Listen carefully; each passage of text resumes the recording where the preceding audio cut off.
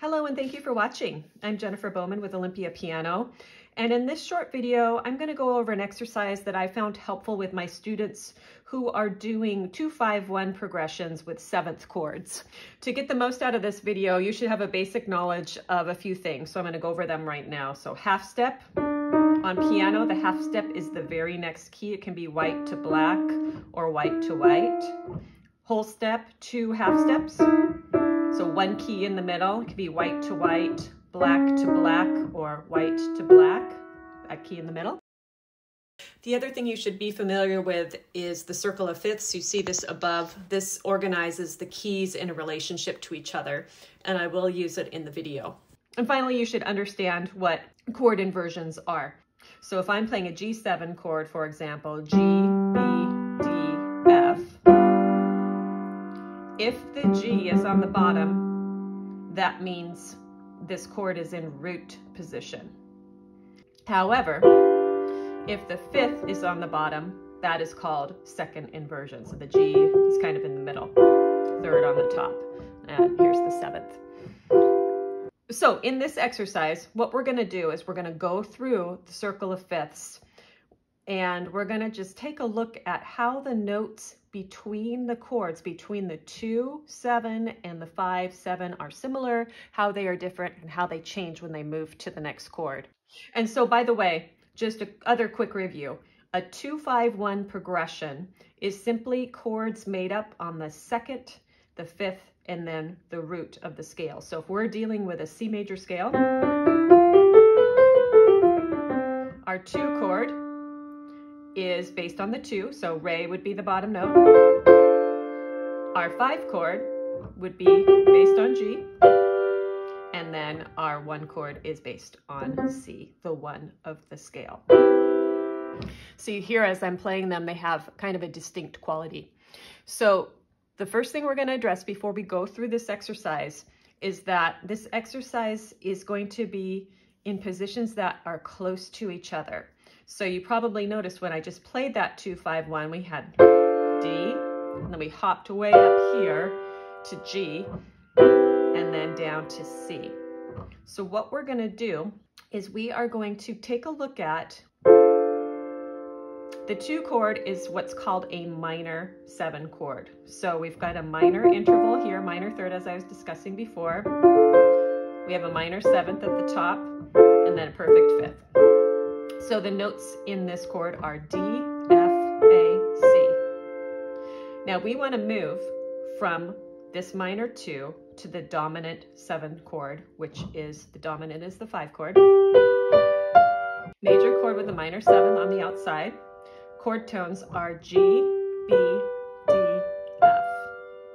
Now notice D minor 7, D, F, A, C, G7, G, B, D, F. Both of these chords have a D and F in it. So to make this a little bit smoother and a little closer together, if we take a look at the G7 root position, here's the shared D and the F, that's the 5th and the 7th. I'm just going to scoop them down here, and I'll put the 5th of the G7 here, the 7th of the G7, and then here's the root and the 3rd. So it will be closer to that. So now we're going to start looking at the 2-5-1s in the context of the circle of fifths. So you see the 2-5-1 we're going to be working with first is a 2-5-1 ending on C. So a 2-5-1 in the key of C.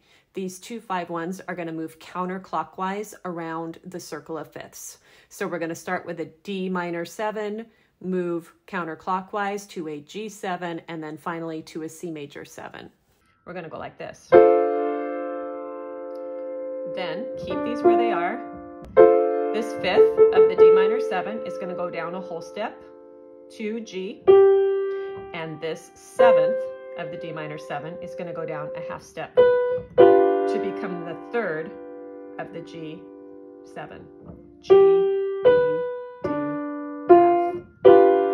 And then similarly, when we go from this 5-7 chord to the 1 chord, 1 major 7, the 1 chord has a G and B in it. So we're just going to keep that G and B where it is.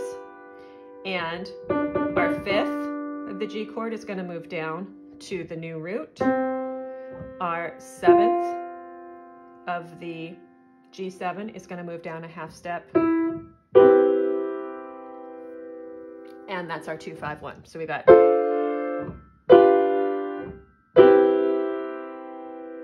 let's do that again. So there are 2 chord tones switching, and they're switching in the same way. The 5th is moving down a whole step to the new root of the next chord. The 7th is moving down a half step to become the 3rd of the next chord. Then we're going to do that same thing with the G7. Here's the 5th of that chord. It's going to go down a whole step, skipping that black key. And this is the 7 of the G7, moving down a half step.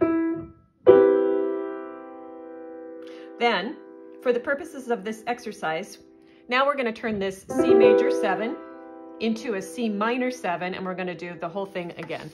So how do we make this C major 7 into a C minor 7? We're going to lower the 3rd by a half step, and we're going to lower the 7th by a half step.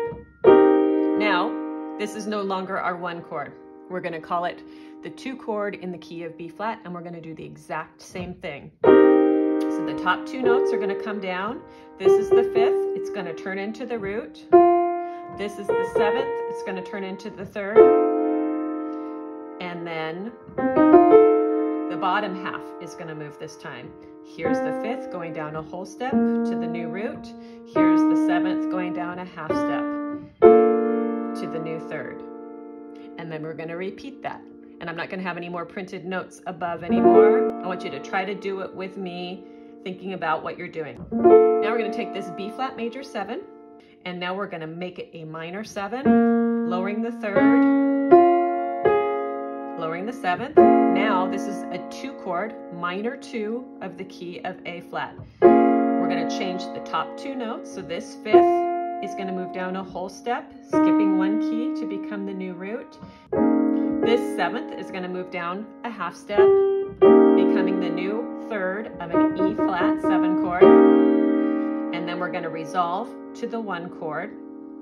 Here's the 5th going down a whole step.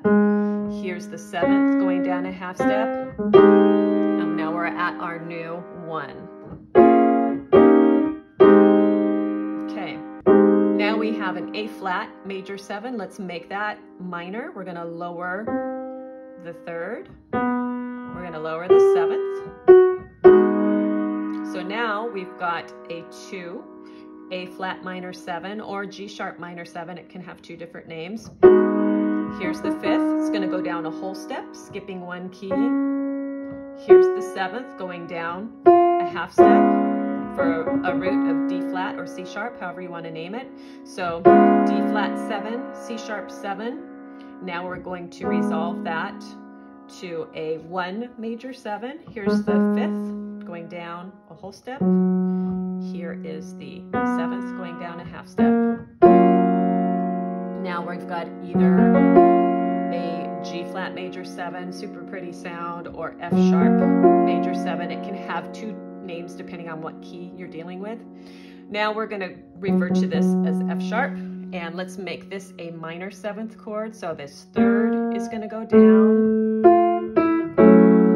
F sharp minor 7. Here's the 5th moving down a whole step to the new root of the 5-7 chord, which is going to be B7, and then 7th going down a half step. That's the 3rd, B, D sharp, F, A, B7. These 2 notes are going to stay. We're going to change the other 2. So here's the 5th moving down a whole step. Here's the 7th moving down a half step, E major 7. And let's make this into a new 2 chord. So it's going to be E minor 7, 2-5-1 in the key of D. Top 2 notes move down, whole step, half step. Now the bottom 2 notes move down, whole step, half step. And then we're back to where we started. So that in a little bit quicker fashion So we have D minor 7, G7, C major 7. Now let's turn this C into a 2 chord. So we're going to lower the 3rd and 5th. Top 2 move down. Now that B flat major 7, well, let's make it a B flat minor 7. Top 2 notes move down, bottom 2 notes move down. Let's make that minor. Just thinking about how the chords are moving, especially when you have all these flat keys, thinking about those whole steps and half steps.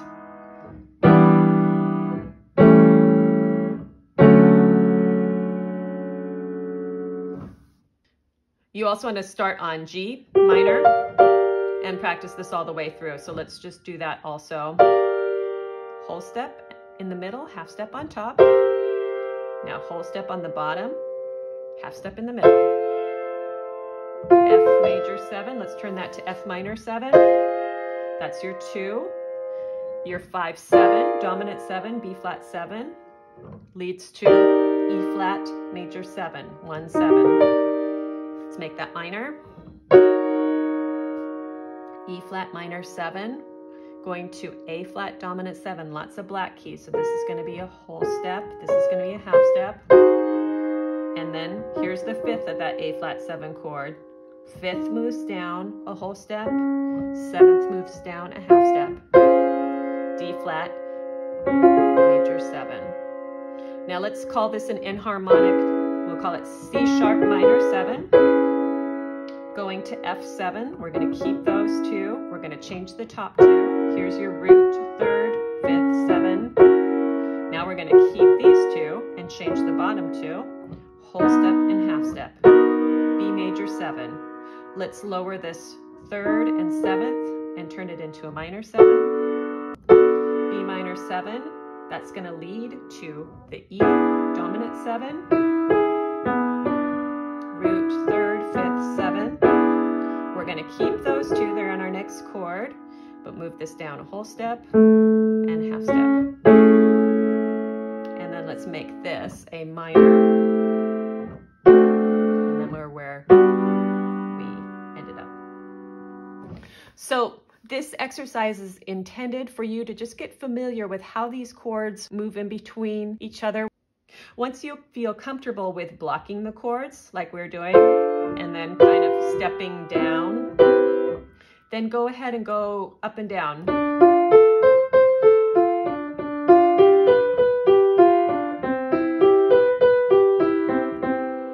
And then you repeat.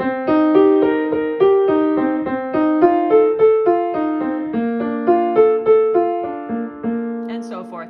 The goal is to both hear these progressions, hear how the notes lead to each other, and also have your fingers get some muscle memory in there so they can go to the next position. Are we always going to be playing all the chords in these chords? No. We need to know what they are and we need to know how they feel. And by the way, I didn't demonstrate this, but you should also do this in the left hand because it will feel different. So, you know, whereas the right hand, we're switching with 3 and 5, left hand, it will be the top portion of your hand that's switching. And so forth. So thank you very much for watching this short video on 2-5-1 practice for 7th chords. In this video, we started with 2 chord in root position. Look for videos where I'm starting in different inversions because really you want to be fluent in all the inversions. It'll be the same process as we did in this video, but the moving notes will just be in different positions. It will still always be the 5th and the 7th that are moving to the next position, but the 5th and 7th might not always be on the top or the bottom. Thank you for taking the time to watch this video. I hope that you found it helpful, and I hope you will subscribe to my channel for more videos on piano technique, piano literature, and quick piano tips. Thanks again for watching.